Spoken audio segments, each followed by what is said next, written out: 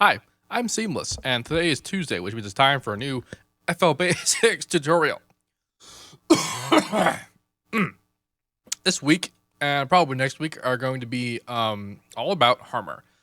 This next couple of tutorials will all be about individual aspects of Harmor, and this is actually going to be a series, which is to say that you are encouraged to begin at the beginning, which is this video. So if you're watching it, good job. But this video is going to be basically an overview of Harmor and an introduction to additive synthesis as a whole. So we're using Harmor as an example. And then the following videos will be about how individual portions of Harmor work and then more advanced stuff about using it. So today I'm going to engage layered windows so that we can actually see drop-down menus. Yay! Because there are a lot of those in Harmor, and a lot of the more crazy advanced stuff you do are going to be hidden in those tabs in the middle here. So when we open Harmor, we get this big ass plugin, and if you have a low resolution monitor, this probably takes up your entire screen. Someone once asked how to make it not do that, and you can't really change the size, but you can make it detached, which means that you can move it around more places and maybe put it on a different monitor if you have another one. If that's somehow a problem you have. But let's actually get into this. So additive synthesis, what is that? Well, put simply, additive synthesis is a process of synthesis where all the sounds are made entirely of sine waves. It's built out of sine waves. And like logically, when you hear someone say that, you're like, okay, cool, nice. You're not really getting it, like what the actual impact of that. And I didn't either for the longest time, and I didn't quite until I got Harmor. So to demonstrate this, we're going to look at some EQs here. Let's open up 3x oscillator. So if we look at your normal saw wave, look at a bass. When we look at the EQ, we can see, your bass tone, which is about where the note is, and then we see a whole crap ton of like harmonic action going on. Of course, if we made just a sine wave, you get just the one tone, right? It's very solid and by itself. But saw waves have all this stuff going on. But it's actually very well defined stuff. You notice how when it moves around, it all moves around in concert with itself, which you might think I'm a bit weird for saying that because duh, what else is it going to do? But this sort of note following is very important. But we can break these down into harmonics. Let's see, we have the fundamental tone going on. Let's actually turn on high precision monitor. Yeah, so we got fundamental tone, and then we have all this stuff on top. We have first harmonic, second harmonic. The first harmonic is an octave. The next harmonic is half an octave, a fifth. Next up that is half of in between the fifth and the octave, and so on and so forth until you get like hundreds of harmonics going on in the high frequency range, and that's all well and good. So then when we look at Harmor and the EQ on its default setting, which is a bare saw wave, we get more or less the same thing. It looks kind of screwy a little bit, like it's more defined, and you also notice how it cut off at the top there. Kind of cut off there. And there's reasons for this. And this is because, like we said, the additive synthesizers build everything out of sine waves. And just as we saw in the original saw wave in the EQ, there being a fundamental tone and harmonics or whatever, Harmor is actually playing all of those harmonics individually. Because remember, when we played the sine wave, it was only just that. So if you think about it, if you play the sine wave, the octave, the fifth, and then just kept adding in harmonics like that, eventually you would make a saw wave, would you not? And in fact, we can do this. We can actually show this pretty directly. If you open up the visualizer in Harmor, it actually shows you all the harmonics it's playing. This is not an audio analysis. This is an analysis of the data that's being processed to make the sound. This is showing you that it is in fact playing this harmonic and that harmonic and that harmonic and that harmonic. This is actually the fundamental tone. But I'm going to do something with the filter here. And not really going to go super in depth with how all the modules and crap work. This is kind of just a basic overview of the process as a whole. So here we have fundamental tone, which is just a soil wave. And we can see in the EQ that it's being represented pretty clearly. I'm going to attach this. It's all it's stuff there.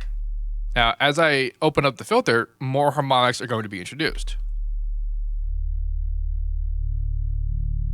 So here we have basically a power chord. We have octave, the bass note, octave, first harmonic, second harmonic, third harmonic, which is bass, octave, fifth, and octave,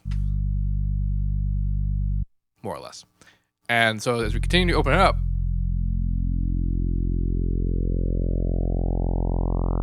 eventually we stop hearing individual tones being added, and we start hearing a low-passed saw wave. And that's because when all these harmonics are added together, the phase settings and the amplitude information forms a saw wave.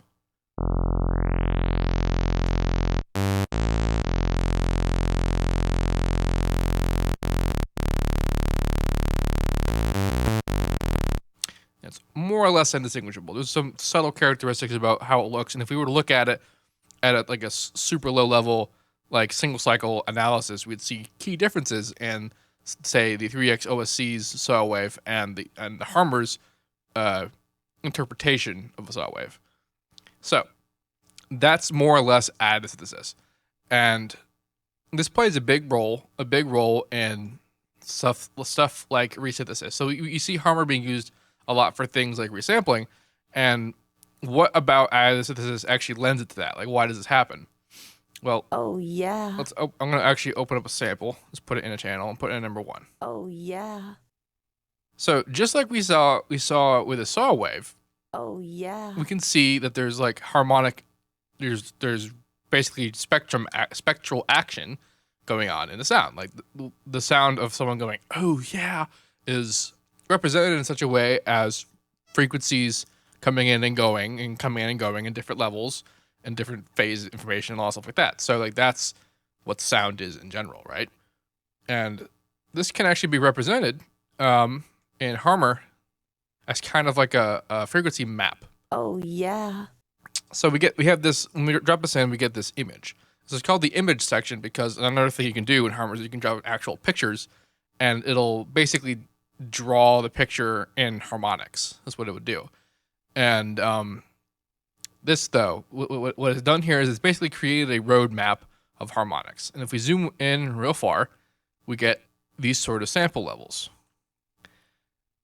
which are all basically time process values of like harmonics coming in and coming out based on what the original audio file was doing. So like if we were to come in here and like pick a harmonic and then come in, we see like, okay, there's nothing here.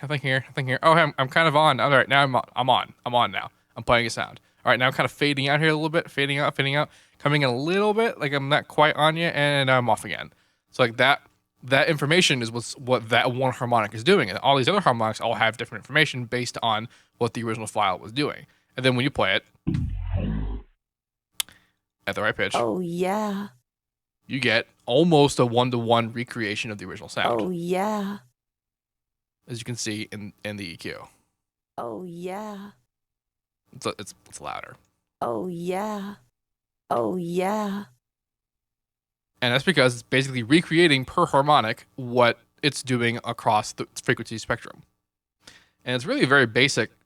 Like, I mean, it's a lot of processing if you think about it. It's because like I did a demonstration of like what that one harmonic would do. You know, oh, it's off now. It's on a little bit. Now it's off again. Now it's on a lot. And it's staying on.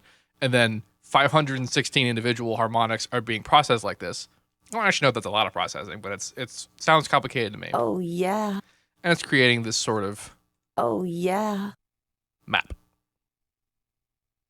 Oh yeah. So that's how a resynthesis works, and that's why it works so well in Harmor. Now, Harmor is billed as an additive subtractive synthesizer. So to really get what that means, we have to know what subtractive synthesis means. Like, what's the point? What does that mean? We cover what additive synthesis is, which is everything, like you are constructing the sound out of sine waves, sine harmonics. Like we constructed this audio file out of a printed image of its spectral mapping kind of thing. And we also built a saw wave out of harmonics. That's additive synthesizing. Subtractive synthesizing starts with what's called I think it's called a complex waveform. It's basically a single cycle recording of a sound, right? And it starts off with like your usual suspects: sine, triangle, saw, or square, saw, then square saw, noise, wavetable stuff that's kind of like individual positions can be considered complex waveforms. A wavetable itself is not a waveform. That's a different thing entirely. I don't really want to talk about that. But like, point is, you're starting with a harmonically rich sound, and it's a recording. That's what it is, really. And then, digital synthesis and stuff like that versus analog, and you got to talk about stuff like that. But we can sort of assume similarity in that and talk about subtractive as a sort of global constant. But when you have this sound, you take away aspects of it with filters and EQs and stuff like that. So like we have this sound, and then we make a low pass filter.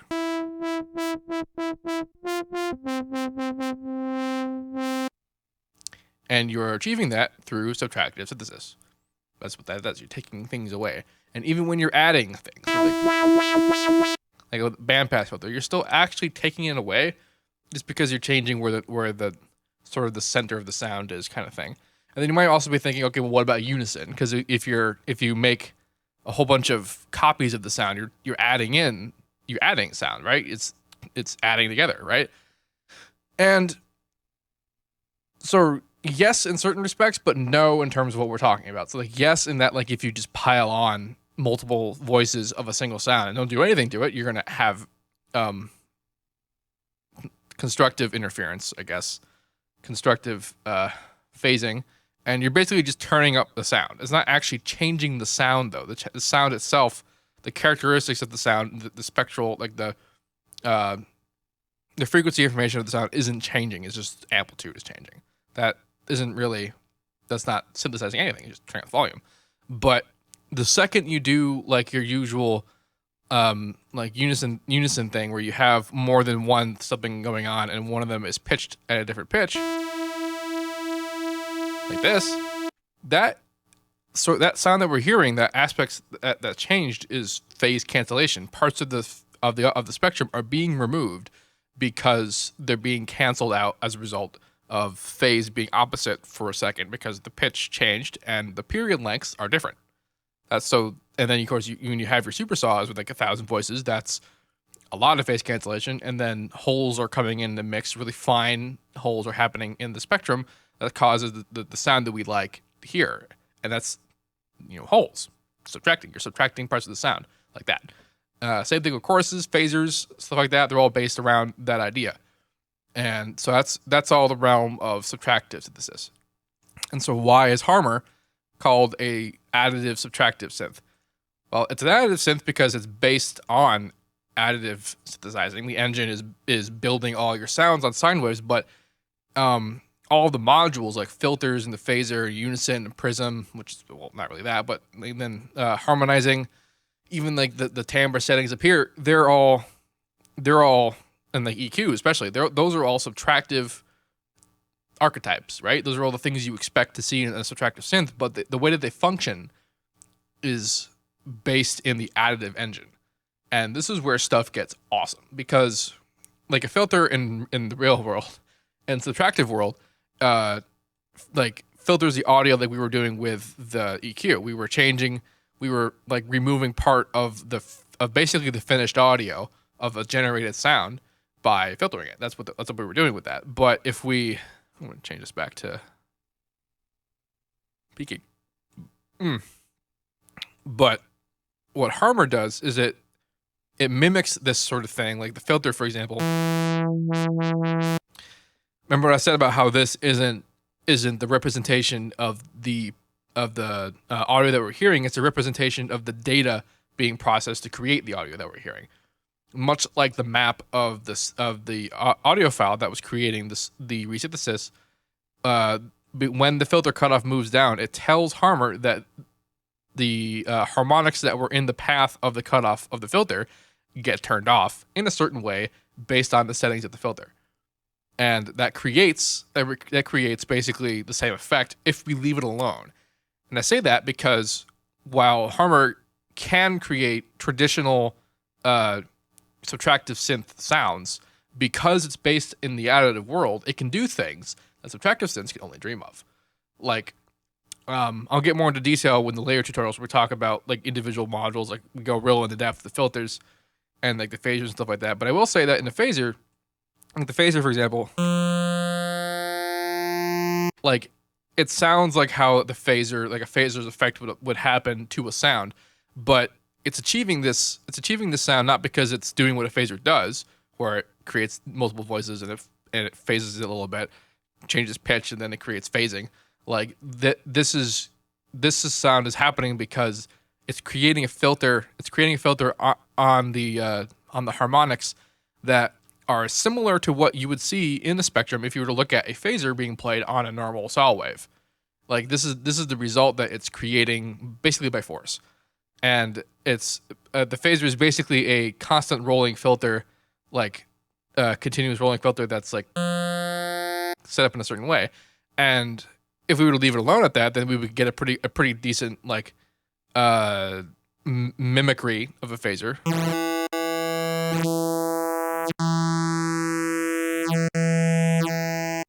But we also have options with this phaser that are not available to normal phasers, like keyboard tracking, where the phaser's filter position will change based on the fundamental tone of the note, which means that every single note will have the same sort of the characteristics of the sound will follow the note, so it will get lower and it will get higher as a result of where you are, as opposed to just being blind to it. Can also change type and even do things that are like totally alien.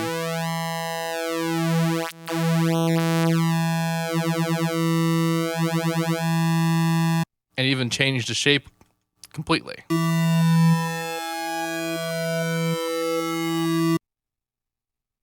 That's just a taste of the kind of calamity that can be created through the use of additive synthesis when it's being created to mimic subtractive synthesis kind of thing.